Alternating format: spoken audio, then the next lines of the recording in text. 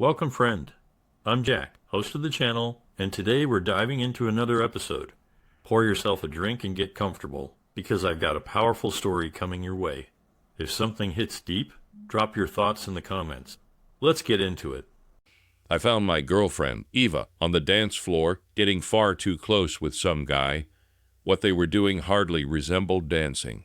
It was clear she had had too much to drink. I approached them quickly, pulling her arms off his neck, and started to lead her away. "What's going on here, man?" the guy snapped, clearly irritated by my intrusion. "I'm her boyfriend, and we're leaving," I told him, keeping my tone firm. His initial defiance faded almost instantly. "Take her. She's all yours," he muttered dismissively. "She's no fun in bed when she's drunk anyway." I paused and asked, "And when she's sober?" "Then she's fantastic. Just ask around. Everyone agrees she's top-notch." Someone opened the door as I carried her to my car and drove to her parents' house. I laid her on her bed. She was already out of it, likely unaware of what had happened on the dance floor. Without a word, I left. "My name is Ryan Thompson. I'm the youngest of 4 children, raised in a small town in Tennessee by our strict Southern Baptist parents. My siblings, Emily, Michael, and Sarah, grew up with me, attending church every Sunday, with little exposure to television or radio. Our parents only read the Bible. We grew up in poverty, and all of us were determined not to follow in our parents' footsteps. After high school, leaving our hometown was the goal for all of us. Emily and Michael moved to Nashville, while Sarah stayed closer to home. College wasn't an option for any of us, but Emily found work as a cook in a local diner, and Michael managed to secure a job as a truck driver with the help of a mentor. Despite the odds, Michael excelled in his new career, eventually driving for a popular Nashville musician. I, on the other hand, was fortunate enough to receive a 4-year Army Reserve Officer Training Corps scholarship to Vanderbilt University. After graduation, I was commissioned as a second lieutenant and assigned to serve in Korea with the 8th Army. After a 13-month deployment, I returned home for a 30-day leave before reporting to Fort Campbell, Kentucky. During my leave, I visited my family and spent some time in Nashville with my sister Emily. Michael was on tour with a musician, so I stayed with Emily, where I met her boyfriend, Jake, and his sister, Eva. Eva and I quickly hit it off, and by the end of my leave, we were in a relationship. Since Fort Campbell was close to Nashville, we spent a lot of time together, and eventually, after 18 months of dating, we got married. After our time at Fort Campbell, we were transferred to Germany, which was a big change for us. Eva joined various social clubs, learned to play bridge, and we traveled throughout Europe. In the last few months of our tour, Eva developed a taste for European wine, something I never quite acquired a liking for, having been raised in a household where alcohol was absent. Our next assignment brought us back to Fort Campbell, which made both of us happy. We settled into government housing and enjoyed about 6 months of contentment. However, Eva soon began spending more time in Nashville. We'd visit for the weekend, and she'd often want to stay an extra day or two. Those extra days turned into 3 or more. By the end of the year, Eva was practically living with her parents. I would visit on weekends, and one Friday, I arrived early only to find that Eva wasn't home. Her parents claimed not to know where she was. I had arrived right after lunch, having finished work early. Eva's mother explained that they hadn't expected me so soon, as I was about to take my overnight bag to Eva's room. Her mother tried to stop me. "Give me a chance to tidy up first," she said. I replied, "It's okay." The room was a mess, with dirty clothes scattered everywhere. I noticed that the bed was covered with clothing, but appeared made and unused. It was clear the bed hadn't been slept in for a couple of nights. Her mother was picking up some of the dirty clothes and kicked a pair of her underwear under the bed. I managed to get her out of the room by saying I needed to use the bathroom. After she left, I retrieved the underwear from under the bed. I found 2 more pairs and took them as well. One pair had what looked like a suspicious stain on them. I sat on the bed, examining them, but I couldn't bring myself to smell them for confirmation. Taking them to the living room, I showed them to Eva's mother, who had just finished a phone call. I held up the underwear and asked, "How long has she been seeing other men?" Her mother responded, "I think that's something you'll need to talk to her about." I went back to the bedroom, grabbed my overnight bag, stuffed the underwear into a side pocket, and headed toward the door. Her mother asked, "Are you coming back?" Not bothering to respond, I left and drove straight to Emily's house. Although Emily and Jake had stopped dating a few years ago, they remained friends. Since then, Emily had married Eric, who owned a music store. Eva and I had returned to the United States for their wedding. On my way to Emily's place, I called her, and she told me where to find her hidden key. She was busy and couldn't chat, but mentioned she wouldn't finish work until midnight since she had to close the restaurant that night. Once I arrived at her house, I tried calling Eva but got no answer, so I left a message. "This is Ryan, the man you're supposed to be loyal to. I need an explanation for why that's no longer the case. I also want to know how many other men there have been and why." Eric came home around 7, and I filled him in on everything. Emily called a bit after 8, informing me that Jake had just heard from a friend that Eva was drunk and flirting with several men at the Club Velvet. He was heading over to pick her up and take her home. Emily told him not to worry because I was already there and would handle the situation. When I dropped Eva off on her bed, both her parents were present. Her mother began to blame me, saying that Eva's actions were my fault because I took her to Germany, where she learned to drink and engage in all sorts of undesirable behavior. I glanced at them briefly, walked out, and returned to Emily's house. Eric and I talked until Emily got home, and then the three of us stayed up talking well past 3 in the morning. I crashed on their sofa again. I woke up at 7, made myself a cup of coffee, and sat on their front porch, preparing myself for a conversation with Eva. Emily and Eric joined me around 9, and we continued talking for another hour. They wanted to know what my plans were, but I told them I hadn't figured it out yet. The next day, after 10, I rang the doorbell at my in-laws' house. Eva's father answered and let me in. Eva was on the sofa, sipping a cup of coffee. Approaching her, I placed the stained underwear on her coffee cup. She picked them up, threw them on the floor, and took a sip of her coffee. I asked, "Eva, why?" Before she could answer, her mother interjected, "You don't need to answer that, sweetie." "Stay out of this," I replied coldly. "Why?" I asked Eva again.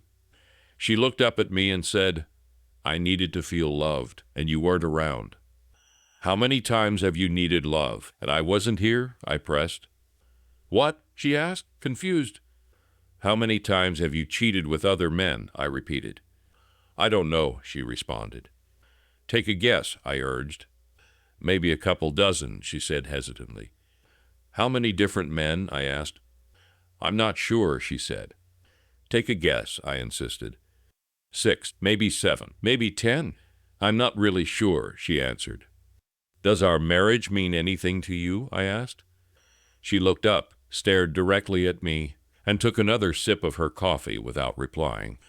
Walking out, I returned to Emily's place and quickly told them what had happened. "Did she show any remorse or offer an apology?" Emily asked. "Nope," I replied. "Wow, she's really cold-hearted," Emily said.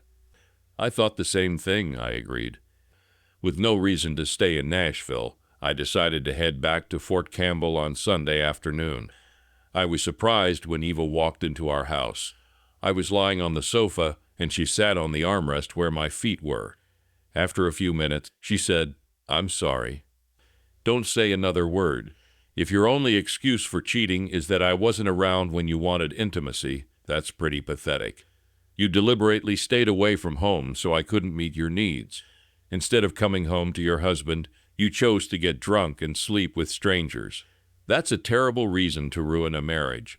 Your parents are just as responsible for this as you are for letting you behave this way. The only thing left for you to do is pack your things and leave." "I don't want to leave. I've apologized and promised it won't happen again." "I don't care if it happens again. To me, we're no longer married, so you can do whatever you want with whomever you want. All I care about now is you leaving." I picked up the remote and turned on the TV.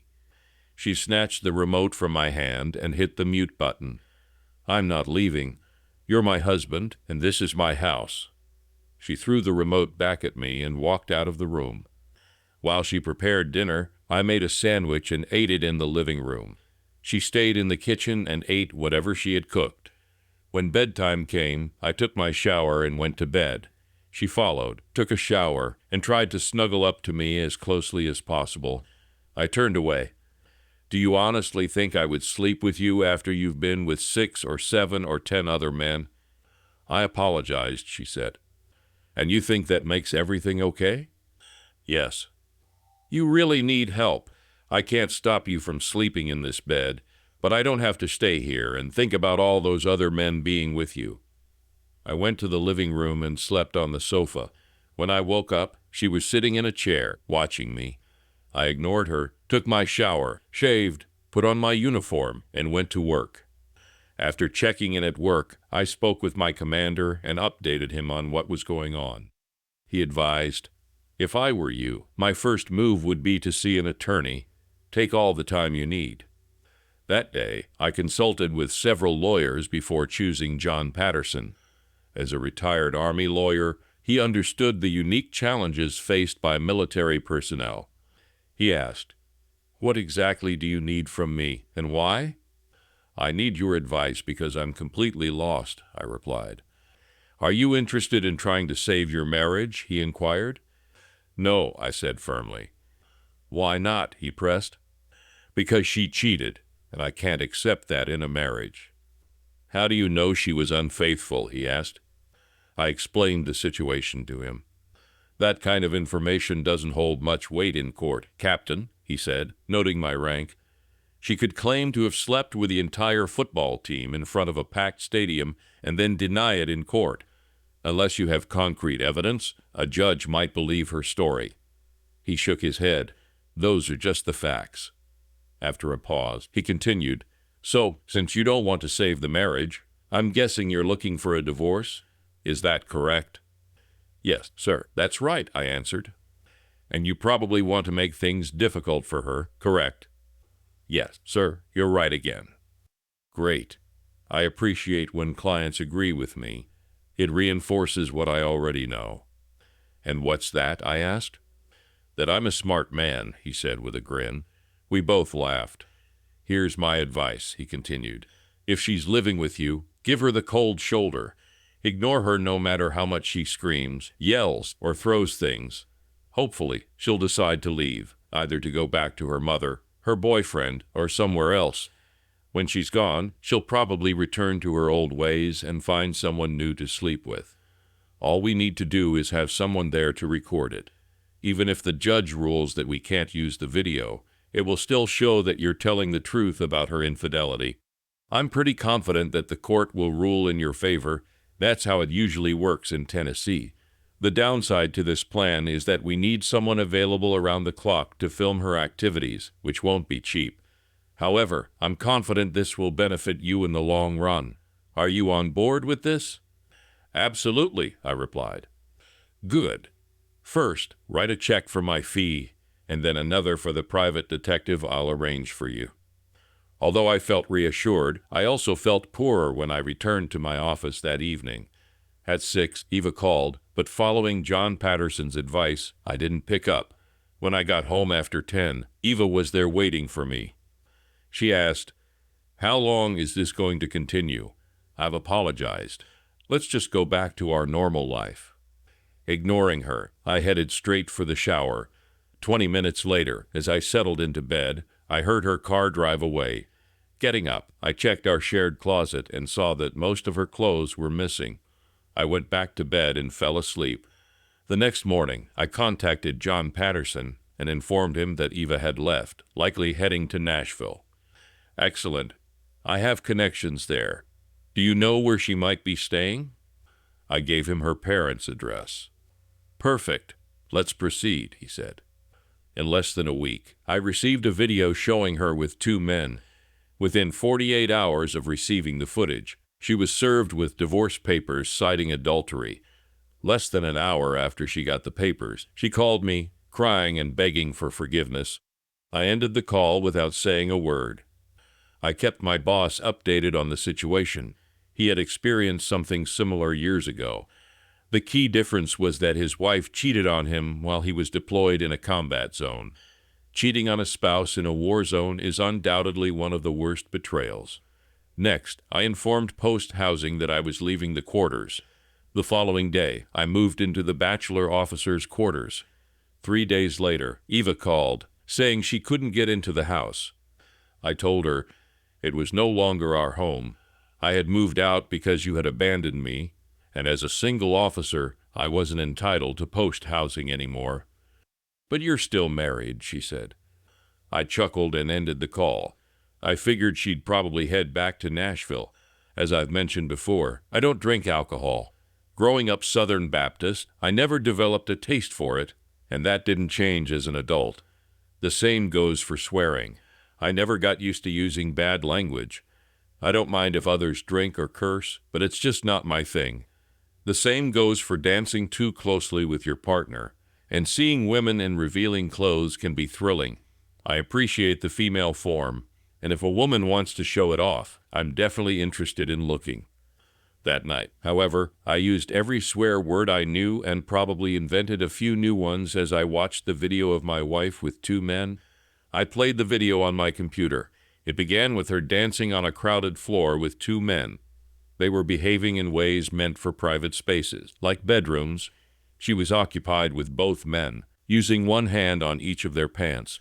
The scene continued for several minutes before they left the dance floor, exited the building, and got into a car. The detective followed them to a rundown motel. He circled the area until he found a room with the window open. A couple was having sex inside, but it wasn't the right one, so he kept searching until he found Eva's room. Her window was also open, and they didn't seem to mind. They quickly got undressed and got to the point. Watching my wife undress in front of 2 men felt like a strange dream, but it was nothing compared to what followed. Initially, I thought she might be drunk, but her words didn't suggest she was. "Come on, guys," she said. "Show me what you've got. I've never done this with 2 at once. It should be interesting." The taller man replied, "It will be. You'll have more guys in and out of you than you could ever imagine." She paused and said, "Don't call me that. I hate that word." The shorter man stepped out of his shorts, walked over to her, grabbed her hair, and yanked her head back. "You're a whore, and we'll call you that," he said. Pulling her hair again, he made her kneel. "Now do what you need to do, whore." She reached for him and took it into her mouth. The tall man then grabbed her hair, pulling her off the shorter man. "Now my turn, whore," he said. She complied. The short man said, "Whores do blowjobs, don't they?" She kept going. He pulled her off again and repeated it. She nodded. "You're doing my dick. What does that make you?" "A whore," she almost whispered. "I didn't hear you," he said. She repeated loudly, "A whore." She continued to do that to both men alternately until the tall man pulled her toward the bed. "Oh my God," she moaned and almost passed out. They lay side by side for several minutes before the short man spoke. "That wasn't bad. Do you want more?" Then 2 guys had her from both sides simultaneously. There were screams, but that didn't stop them. After a while, the screaming stopped and moaning started. Then she started moving. I pushed the pause button. I shut down my computer, feeling overwhelmed. Her behavior was beyond rational explanation. She claimed that her need for love drove her to cheat, but that excuse seemed one of the weakest ever given. When I confronted her, she didn't even try to deny what she had done. Her parents likely knew about the underwear I took and could guess what they revealed. They probably spoke to her first thing the next morning, so by the time I arrived, she was well aware that the truth was out. That week at work was a relief. Staying occupied from morning until night helped distract me from the disturbing memories of the video. On Friday, John Patterson called to inform me that we had a meeting scheduled with Eva and her attorney on Monday. When I arrived, Eva was accompanied by her parents. I asked John to suggest to her attorney that it might be best if her parents were not present for the graphic video we planned to show. John conveyed this to Eva's lawyer, and I saw him discussing it with Eva and her parents. Eva was visibly upset and shook her head in disagreement. I overheard her saying, "I don't believe them." It was clear that all pretense was gone, and as John had put it, game on. The process moved quickly. Eva's attorney requested that the adultery claim be dropped and replaced with a charge of mental cruelty. He argued that I had caused her so much emotional pain that she could no longer be around me, which supposedly justified her staying almost exclusively with her parents. John and I exchanged glances. My computer, set up with the video cued to the precise moment I had paused it, was on the table. "Eva, are you certain you want your parents to see this?" John asked. Eva responded with defiance. "See what? Me holding hands with someone, dancing with him? Go ahead, show your worst." I pressed play, and the entire room witnessed the video. "Stop it! Oh my God, stop!" Eva shouted, her screams echoing the same intensity as when she had been with another man. Her mother fainted while her father tried to revive her, his eyes fixed angrily on Eva. Once her mother regained consciousness, her father addressed her with a stern look. "I want you out of our house today," he declared. It was clear that the revelation of her actions had drastically changed their perspective. He helped his wife up gently and began to leave the room. Pausing at the door, he turned to me and said, "You didn't have to go that far, you know." "Would you have believed me otherwise?" I asked. "Probably not, but surely there was a better way." "There was? Your daughter shouldn't have cheated," I replied. After that encounter, we never heard from them again. When it came time for the court date, neither Eva nor her lawyer showed up. 6 weeks later, I was officially divorced, retained all of our modest assets, and didn't have to pay any alimony. Another 6 weeks later, I received orders to deploy to a conflict zone in the Middle East. Before leaving, I spent 2 days with Emily and her husband, then returned home to visit my parents and siblings. I left my truck at my parents' house for my father to use while I was away. Michael was busy with another tour, and my other 2 siblings were still living in Madisonville, both married with children. My year in the Middle East passed with only a few troubling memories. Upon returning, I was promoted to captain, which was a nice boost. The next assignment sent me to Fort Leavenworth, Kansas, where I was given command of the garrison at the Command and General Staff College. This was a prestigious position for any captain, but being assigned there as a relatively inexperienced captain seemed like a mistake. I even called the assignment office in Washington to double-check. "Captain Thompson, are you complaining?" the officer asked. "Because if you are, there are plenty of other captains eager to take your place." "No, not at all. I'm very content.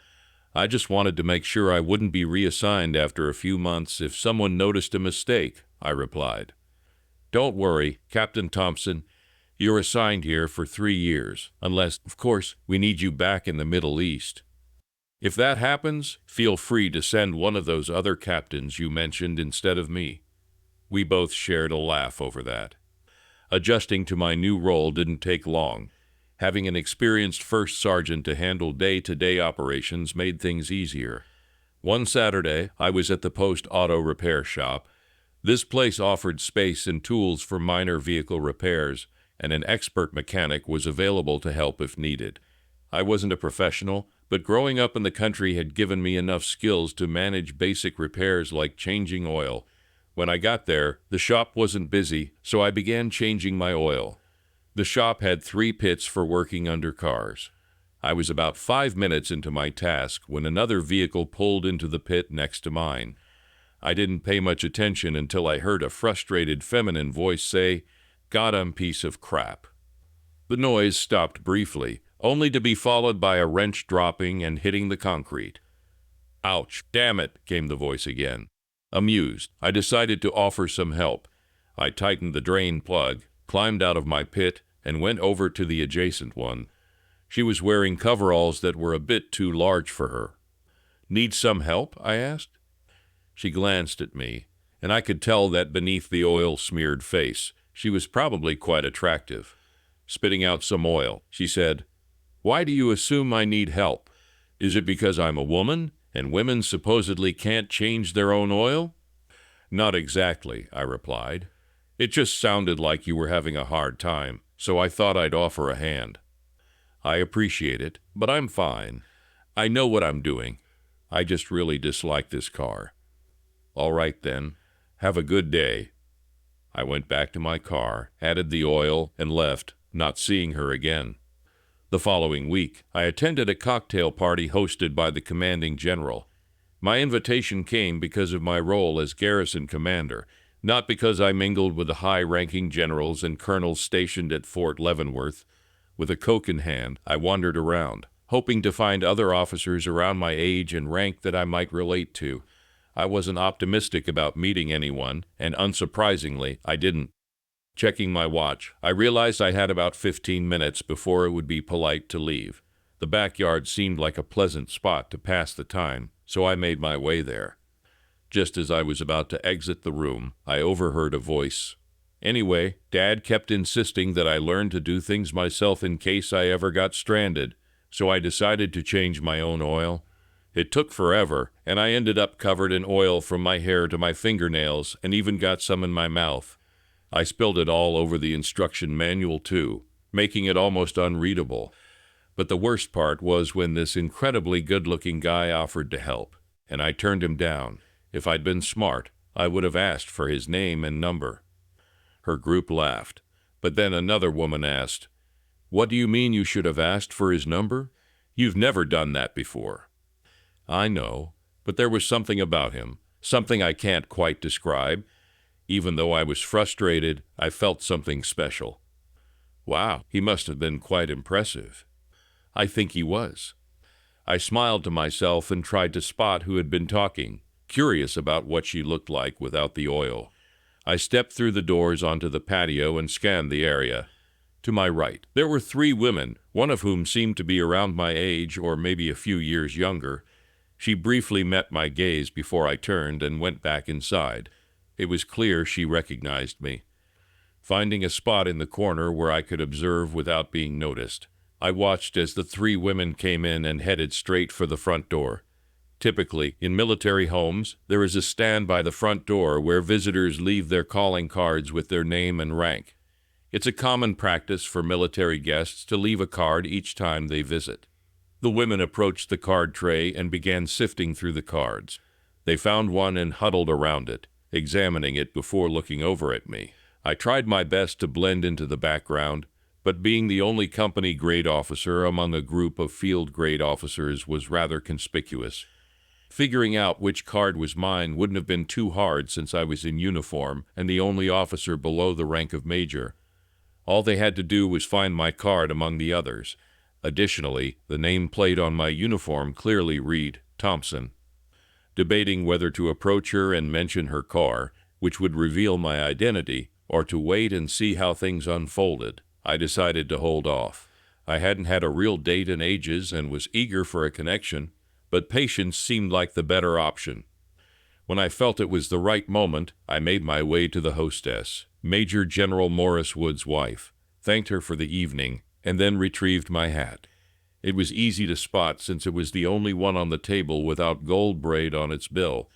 Several times, I discreetly glanced at the 3 women, who were equally discreetly observing me. The intriguing woman and I had 2 things in common: the general's party and the auto repair shop. I couldn't linger at the general's house, hoping she might appear, but I could certainly hang out at the shop. By Saturday morning, I was busy washing and waxing my truck at the shop. I was nearly finished when I spotted her car arriving. Instead of coveralls, she was wearing jeans and a white t-shirt adorned with gold glitter. While my truck was inside the building, she parked outside. As she got out of her car and walked toward the shop, a man I recognized as a major from the bachelor officer quarters approached her. He began talking to her, and it seemed she was trying to escape the conversation, but he kept her engaged. Our eyes met for a brief second before I looked away. Since I was done and there were people waiting for my spot, I had to leave. Her gaze stayed fixed on me as I got into my truck and drove off. After pulling over to the side of the road, I waited. Within 5 minutes, I saw her driving quickly toward me, so I headed to the post exchange. The parking lot was crowded, and I had to park quite far from the entrance. Reserved spaces close to the door included one marked for the commanding general, and I noticed her car was parked there. For a moment, I considered going home instead. Fortunately, I decided against it. As I entered the post exchange, she was standing right inside the door. "Playing hard to get?" she asked with a smile. "No, ma'am." "Why are you trying to get me?" she burst out laughing. "That's an interesting question. I'm not sure. Can you actually be won over?" "Probably, but I'm not exactly easy." Pointing toward the snack stand down the hallway, she asked, "Would a Coke be enough?" I chuckled. "As long as you don't expect too much." At the snack stand, we each got a Coke. Hers was diet, and she paid for both. We found a table and ended up talking for 3 hours without realizing it. Her phone rang at least 6 times, but she ignored each call. Finally, she checked her watch and jumped up. "Oh no, I have a date. I need to go." I stood up. Now who's being elusive? We walked to her car, and she drove off to meet her date. Having not enjoyed a good meal in a while, I decided to head to the officers' club. Their prime rib was known to be outstanding. I went back to my bunk, relaxed for a bit, showered, put on a civilian suit, and made my way to the club. The dining room was closed for a private event, but the grill was open, so I decided to eat there. After finishing my meal, I started to leave and glanced into the dining room. In the doorway, dancing closely together, were the major from the Bach and, wait, I realized I didn't know her name. Despite all our conversation, I had never asked, and she hadn't shared it. I stayed and watched them dance until they were jostled by another couple, and she looked over at me. Quickly, I turned and headed for the exit. Since the Bach was a short walk away, I made my way there. The lobby had 2 large TVs, a bar, and a snack table frequently stocked by the officers' club. I settled in, had a Coke, and watched a NASCAR race rerun. After spending about 2 hours there, I was ready to head to my room when the major came in. He grabbed a beer and took a seat in a large chair close to mine. He struck up a conversation about the race and then asked, "Aren't you the garrison commander?" "Yes, I am." He extended his hand. "I'm Ernie Bigelow from Post G3 Operations." "Ryan Thompson," I said. "You already know where I work." We took a seat and started chatting. Ernie was easy to get along with, so after a bit, I mentioned that I'd seen him dancing earlier at the club. "Your date seemed familiar." He laughed. "That's because she is. She's General Wood's daughter, Jessica." "Just curious. Is there anything between you two?" I asked. He chuckled. "No way. Nobody gets close to Miss Iceberg. I've gone out with her a few times, but every time I think we're making progress, she shuts me down." "Why do you keep trying, then?" I inquired. "Honestly, I'm not sure. Maybe I'm hoping she'll warm up, or maybe I just enjoy the challenge." He glanced at me. "It's funny you asked about her, though. She saw you tonight and asked if I knew who you were." He laughed again. I didn't want to deal with more competition, so I told her I had no idea. Ernie Bigelow and I ended up becoming friends. 3 days later, Jessica Woods called and invited me to dinner. I agreed to it. That evening, while sitting in the Bach lobby, Ernie joined me. He looked at me and said, "I hear you've got a date with Jessica." "Yes, Friday night. How did you find out?" "I called her to ask her out, and she told me right away that she had a date with you," he replied. "By the way, is it with who or with whom?" "Honestly, I was surprised myself," I said. "She's usually pretty private with her phone number. Mind sharing how you got it?" "I don't have it. She never gave it to me," I explained. "So how did you set up the date? You can't just show up at her door." I paused. "I didn't actually ask her. She called me. I hadn't really thought about how she got my number. She must have used the calling card I left at her place and had access to the post telephone directory. Simple as that." He stared at me and then burst out laughing. "Well, I'll be damned. I've known her for nearly 2 years, and she's never asked a guy out before. You must be something special." I wouldn't go that far, I said. Let me tell you something. Jessica does date, but it's rare. Since I've been around, she's only gone out with me and 2 other guys. We're a tight-knit group and keep tabs on each other, hoping one of us will make some headway. So far, all she's shared are a few slow dances and a couple of pecks on the cheek. We continued chatting, and as mentioned, we had become friends. Ernie genuinely wished me luck with Jessica. Just keep me posted, and I'll make sure the other 2 know how things are going with you. Our dinner dates went well. In fact, they went so well that I kept asking her out. Ernie eventually found out he was being transferred to Korea and invited Jessica for a farewell dinner. She turned him down, saying, according to him, "I really like Ryan. Ernie, I like him a lot. I don't want to mess things up." I always picked Jessica up at her house for our dates, interacting with both her parents. They didn't seem to dislike me, but they weren't exactly warm or welcoming either. After dating Jessica for 6 months, I had managed to reach what you might call second base, which for us meant touching her top. She mentioned that no one else had ever gotten that far with her. In the 7th month of our relationship, I got orders to return to the Middle East. I called my branch to confirm. I thought I was on a 3-year stable assignment, I told the assignment manager. "You were, Ryan, but something must have gone wrong because we've been instructed to reassign you immediately. You need to be in country in 2 weeks." 2 weeks? That's really quick.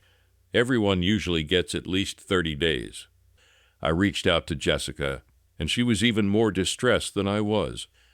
After talking for a bit, she ended the call by saying, "I love you, Ryan." She had never said that before. The next evening, I was packed and set to leave the following morning. Jessica was coming over to say goodbye when I heard a knock on my door. I opened it and found her standing there. She came into my embrace, and we shared a kiss. "My father did this," she said abruptly. "Did what exactly?" I asked. "He's the reason you're being shipped out."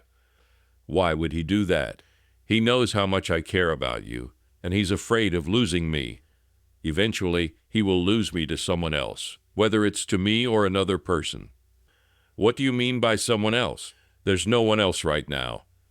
There will be if I don't come back." She held me tighter. "Don't talk like that," she said. Then she pulled away slightly and looked at me seriously. "Marry me." "What are you talking about?" "Marry me. That will really get under his skin." I chuckled. "Marrying me just to upset your father isn't a good reason to get married." She released me and sat down in a chair. "Then I'll just stay here tonight. That would really drive him crazy." I laughed again. "I'd love for you to stay, but after fighting with your father, where do you think the MPs will look first if you don't come home? Let's go to a motel off-post, then." I knelt in front of her. "I love you too much to have our first night together be about revenge or hiding. It should be a moment we're proud of and want to share with the world." She cupped my face, kissed me, and laughed. "I've already done that. Everyone at Leavenworth knows I love you, especially my father. That's why he had you reassigned." As we sat close together in the chair, the temptation was strong. It had been a long time since I'd had sex, and here was a 26-year-old innocent girl ready to be with me. However, I wanted our first time to be special, and this didn't feel right. Our kissing was interrupted when her phone rang. "Hello, Mom," she said, putting the call on speaker. "Where are you?" I heard her mother's voice. "At the Bach with Ryan." "When are you coming home?" "Not until Ryan leaves tomorrow." "Tomorrow?" She glanced at me with a smile. Her mother gasped sharply. "You know your father will be furious, don't you?" "He's already done his worst, Mom. Having Ryan transferred was his way of hurting us." "What should I tell him?" "Tell him that I'm an adult and I'll make my own decisions. Goodbye, Mother." "You realize that the MPs are probably on their way by now," I said. "I don't care." "That's easy for you to say since you'll just go home, but I'll be the one facing jail time." She threw herself into my arms, and we embraced and kissed passionately for a long time. Then she gazed deeply into my eyes. "I love you. You know that. I've never been in love before. I'm aware that you love me too.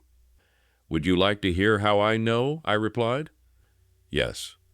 Apart from the 2 times you've touched me, you haven't tried to go any further. That shows me you respect me and aren't rushing things. We both understand that it will eventually happen. You will be the first man to make love to me. She began unbuttoning her blouse. Once it was fully unbuttoned, she slid it off. Then she reached behind her back and unclasped her bra, removing it without hesitation. Pulling me closer, she guided my head toward her. I had only touched her before, never kissed her. No one has ever done this before, she sighed breathlessly. I want you to remember this and come back for more. I kissed and gently sucked until I finally pulled away. We need to stop now, or we won't be able to stop at all, I said. I understand, but I didn't realize it would feel this amazing, she replied, breathless. She put her blouse back on, but left her bra off. Just remember that these are mine. No one else should see or touch them. She kissed me and smiled. They're yours forever. Standing up, she picked up her bra and walked over to my duffel bag. Since I hadn't zipped it up yet, she carefully folded her bra and placed it inside. After looking at me one last time, she left, tears streaming down her face. The next morning, I was waiting for Major General Woods when he arrived at his headquarters. I was there to open the door for him when his driver pulled up. He seemed surprised to see me, though he knew who I was. "Why are you here, Captain?" he asked. "I'm here to tell you exactly what kind of cowardly father I think you are. Sure, you might be a good general, but as a parent, you're failing miserably. You can send me anywhere you want, even to the federal penitentiary across the installation, but I'm going to speak my mind. I care deeply for your daughter, and she says she loves me too. That might be new to you because, if I'm reading the situation right, she's never been in love before, and that terrifies you. You're worried that one day you'll lose her to another man. It could be me, Ernie Bigelow, a private in boot camp, or some civilian doctor, but eventually she'll leave. And I hope it hurts you as much as you've hurt her by using your influence to have me transferred. When you see her at dinner tonight, I want you to remember that you've broken her heart. You've caused her pain, and she might forget about me over time, which I'm sure is what you want. But she will fall in love again and again. Each time she does, you'll lose a piece of her until you're left with nothing but her hatred." I didn't even give him a salute as I walked away. I fully expected to be stopped, detained, and thrown in jail as I left the post. But none of that happened. Instead, I drove to my sister Emily's house, then on to visit my parents. I planned to leave my truck with them while I was away. I packed my few personal belongings into storage. I spent a day with Emily. During my visit, she filled me in on what had happened with my ex-wife. Apparently, she was so obsessed with sex that she turned to stripping and selling herself on the side. Her parents disowned her after they saw the video of her with 2 men and never spoke to her again once she moved out. Even Emily's former boyfriend, who was her brother, cut ties with her. She had been arrested at least 3 times for prostitution and drug dealing and was currently in jail. After leaving Emily's, I spent 3 days with my parents. I spoke with Jessica multiple times before I left and learned that, on the day I departed from Leavenworth, she moved out of her parents' house and into a furnished apartment in town, which really upset her father. She refused to talk to him, and according to her mother, he was torn between anger and hurt, so he felt both. When I arrived at the departure point and checked in, the sergeant behind the counter reviewed my orders, then excused himself to consult with someone in the office behind him. A few minutes later, he came back with the first lieutenant. "Captain Thompson, can you step into my office for a moment?" the lieutenant asked. I followed him into his office. "Please have a seat, Captain," he said, pausing to gather his thoughts. "Your orders have been revised. It appears that the original orders were issued by mistake. Fort Leavenworth is investigating the issue. But here are your new instructions. You are to return to Leavenworth and resume your previous duties." He threw up his hands in disbelief. "I've seen orders changed before, but never where a service member is reassigned back to their old position. On top of that, we received this yesterday by personal courier, specifically to be delivered to you." The lieutenant handed me a sealed envelope with the return address of the commanding general, Fort Leavenworth, Kansas. "Congratulations, Captain, you're going back home," the lieutenant said. Stepping outside, I opened the envelope. Inside was a brief note that simply read, "You were right." It was signed, Mr. Woods. I quickly called Jessica, and she picked up on the first ring. "Where are you?" she asked. "I'm heading home. Did you know they canceled my orders?" "No way. What happened?" she responded. "Seems like your father had a change of heart. I'm going back to Leavenworth."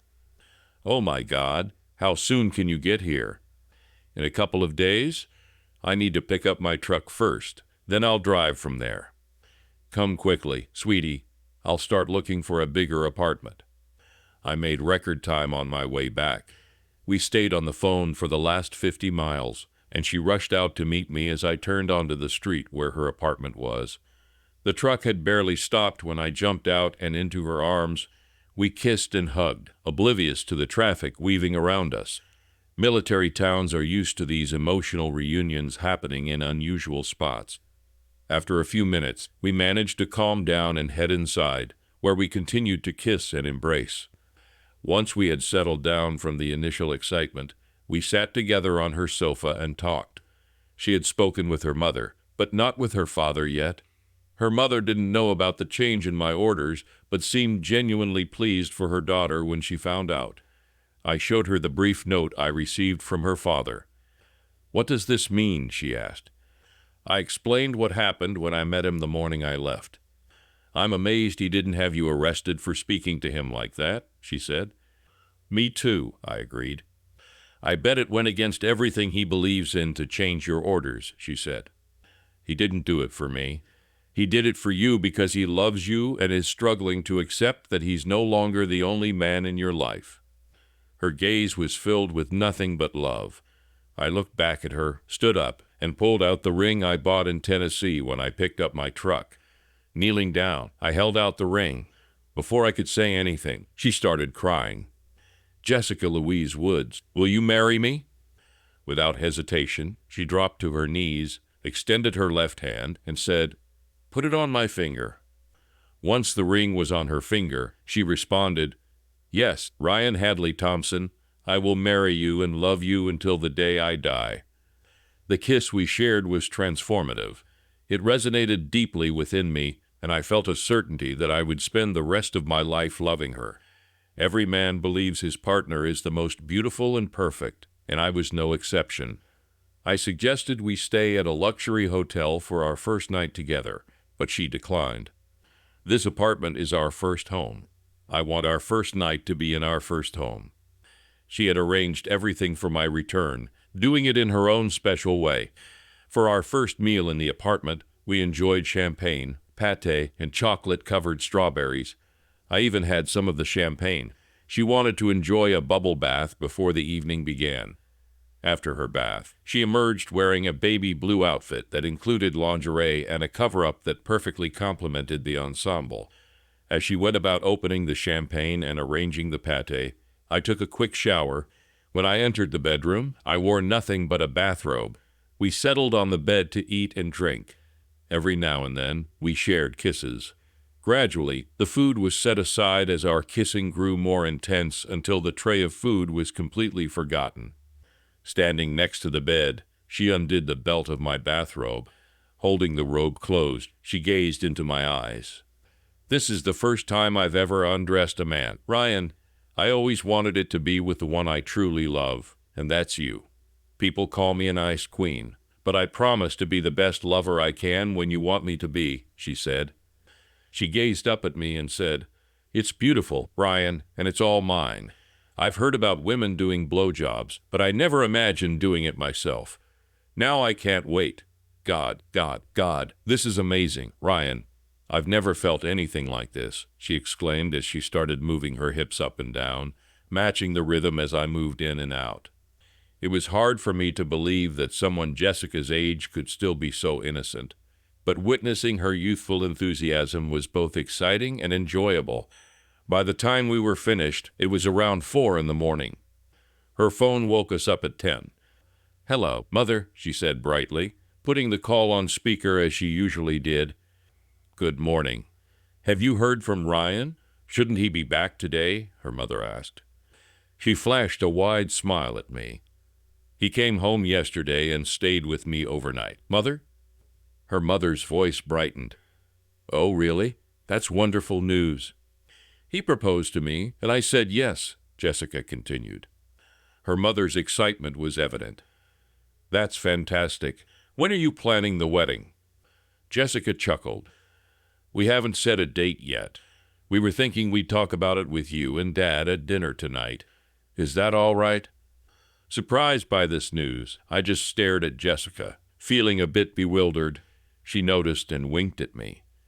"That sounds great. What kind of wine does Ryan like?" her mother asked. "He doesn't usually drink, but he'll have a bit of champagne with us," Jessica replied. "Perfect. We'll see both of you at 6:30. Does that work for you?" "That's ideal. See you then. Should I tell your father about the engagement, or would you prefer to do it?" her mother asked. "You can tell him if you think he'll take it well. Otherwise, we can have Ryan do it," Jessica said. After ending the call, Jessica looked at me and said, "Make sure to take care of me, fiancé." It was a request I was always happy to fulfill. We arrived right at 6:30 and rang the doorbell. Her father answered. "Why are you ringing the bell? You have a key," he said to Jessica. "I know, but I don't live here anymore." "Daddy?" she replied. I saw him flinch slightly, but his mood lifted when Jessica hugged him and kissed him on the cheek. I heard her whisper a thank you as she kissed him. This was clearly going to be a tough conversation for him. He extended his hand for a handshake, which I took. "Dinner is ready, so let's get started," he said. We were shown into the small family dining room rather than the formal dining area. Jessica and I took our seats on opposite sides of the table, and champagne was already poured. "Daddy, Mom, Ryan has something he wants to share," Jessica announced. I took a deep breath and began, "First, General Woods, I want to express my gratitude for your help in getting my orders changed." I phrased it that way, fully aware that he was responsible for both the original orders and their reversal.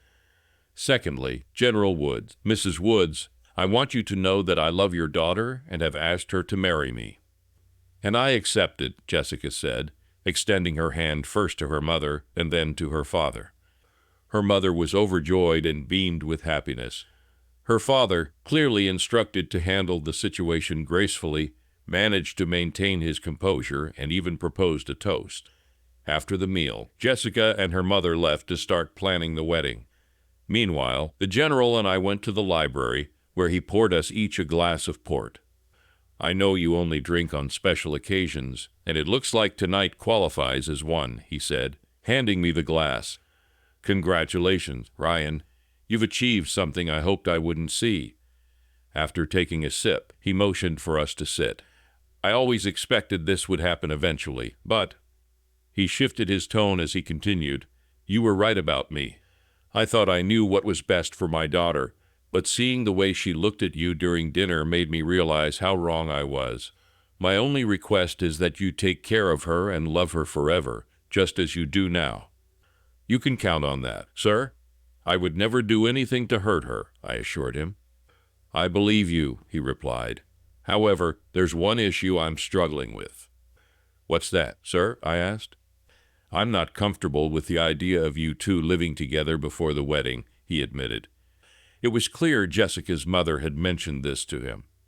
"There's not much room for negotiation on that, sir," I said. "I figured as much, but I thought I should at least mention it," he said with a sigh. 6 months after that dinner, Jessica's father retired and took on a new role as the CEO of a major auto parts division. 2 months later, Jessica and I were married. She was visibly pregnant as she walked down the aisle. My brother Michael made an appearance with his Nashville superstar, who gave an unexpected performance at our reception. He also gifted Jessica's parents with copies of all his CDs. Since my parents only listened to gospel music, Michael brought them several copies of his gospel recordings. The day after we got back from our honeymoon, Ernie Bigelow gave me a call. He congratulated me and mentioned that he had won $1,000 from the other two guys who had dated Jessica. They had bet him that I would mess things up like they did. But Ernie disagreed and ended up making some money. 2 months after the wedding, we welcomed our son, Jason Richard Thompson. 6 months later, I decided to leave my military career and started working for my father-in-law. From the moment he could walk, Jason became very close to his grandfather. They were practically inseparable, and my father-in-law often felt envious when we visited my parents with Jason. During one of our trips to Tennessee, my sister Emily updated me on my ex-wife's life. Her career was going well until she got caught mailing some of her work. The federal authorities don't tolerate that, so now she's facing a prison sentence of 3 to 5 years. One weekend, while Jason was at his grandparents' lake house, Jessica and I had the house to ourselves. We were cuddled up on the sofa watching a movie. She turned to me and asked, "Ryan?" "Yes," I replied. "Do you enjoy being a father?" "Absolutely. Why do you ask?" "Would you want to have another child?" I leaned back and studied her. "Are you trying to tell me you're pregnant?" She placed her hand on my lap and started rubbing it gently. "No, but I would like to be." Thanks for hanging out with me on today's episode, brother. I'm Jack, host of this podcast, and it's great having you here. If today's story hit home, send it on to a buddy who might need it. Remember, we're all in this together, turning life's curveballs into wins. If you have an opinion or story to share, then drop a line in the comments section. Don't forget to subscribe and hit the bell so you don't miss out. Until next time, keep your chin up and keep pushing forward. Stay strong, folks.